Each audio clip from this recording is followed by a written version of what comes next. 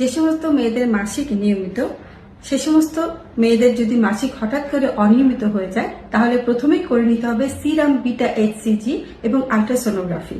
এতে যদি কিছু না পাওয়া যায় তাহলে মাসিক অনিয়মিত হওয়ার যে হরমোনাল কারণগুলো সেগুলো দেখে নিতে হবে এবং ওষুধের মাধ্যমে সহজে সেটি চিকিৎসা করা সম্ভব। কোনো রিপোর্টেই যদি কিছু না পাওয়া যায় তবুও যদি অনিয়মিত মাসিক থাকে তাহলে সেটিকে আমরা বলি ডিসফাংশনাল ইউটেরাইন ব্লিডিং। এটি হতে পারে অতিরিক্ত মানসিক চাপ, চাকরি বদল, বাড়ি বদল, পরিবারে কেউ মারা গেলে সেই কারণেও মাসিক অনিয়মিত হতে পারে।